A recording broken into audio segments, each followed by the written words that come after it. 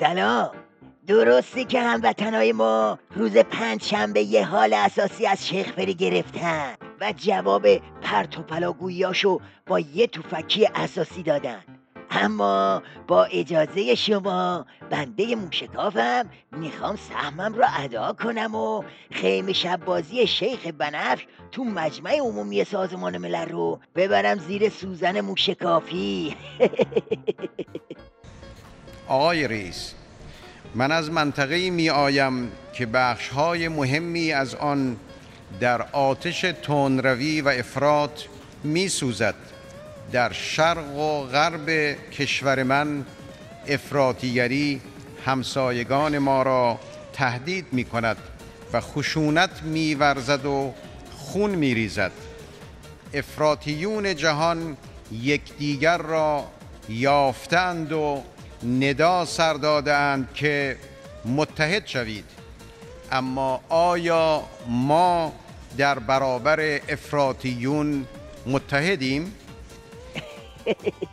یکی تو این نیویورک پیدا نشده فرق تریبون سازمان ملل با منبر روزخونی رو یاد شیخک لوس بده.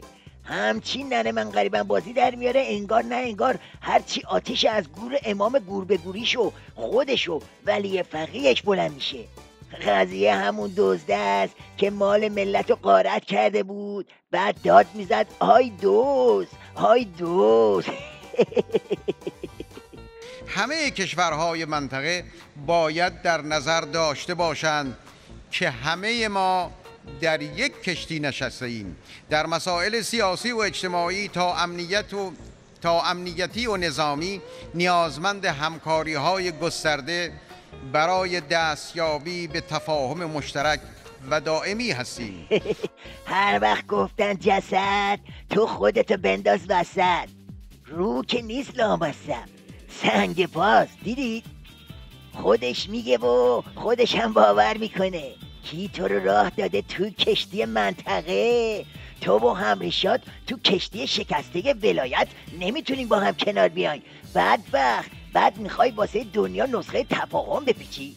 اگه هم منظور تهدید امنیتی و نظامیته، بدون که همه میدونن که دندونات ریخته. برای مقابله اصولی با تروریسم باید ریشه های آن را شناخت و چشمه های آن را خشکاند. برای ریشه‌کن کردن تروریسم باید عدالت و توسعه را گستراند و از تحریف ادیان الهی برای توجیه قساوت و بیرحمی جلوگیری کرد.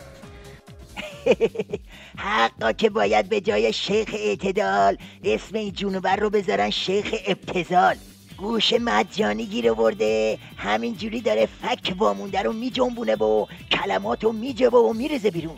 پدر جد تروریست تو منطقه و دنیا که 35 سال وسط چهارراه جهان دکون دین فروشی وا کرده، حالا داره به بقیه درس خشکوندن ریشه تروریسم و جلوگیری از تحریف ادیان میده. حاجی خر خودتی، برو این هزلیاتو واسه دلواپسان نظامت بلغور کن که این روزا بد جوری تو حولا هراسن. وقتی پای ژنرال ها به منطقه باز شد، انتظار نداشته باشید دیپلمات ها به استقبال آنان بروند. وقتی جنگ شروع شد، دیپلماسی به پایان میرسد.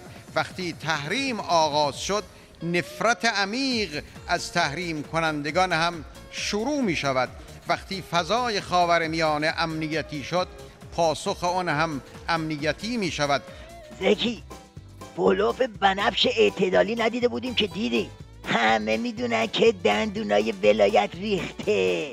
این تهدیدای تو خالی فقط خودتو رسواتر میکنه.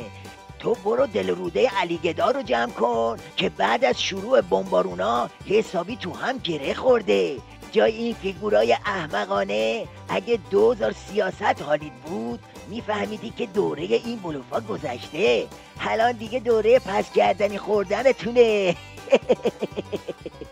سال گذشته با ارائه طرح مبارزه با خشونت و افراطیگری که با استقبال گسترده روبرو شد، کوشش کردم تا نقش کشور خود را در تحقق صلح و امنیت منطقه‌ای و بین المللی ایفا نمایم.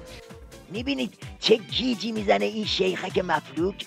از یه طرف افه امنیتی میاد و به خیال خودش میره تو فاز تهدید، از طرف دیگه دنده معکوس میکشه و از ایفای نقش خودش در زمینه مبارزه با خشونت میگه.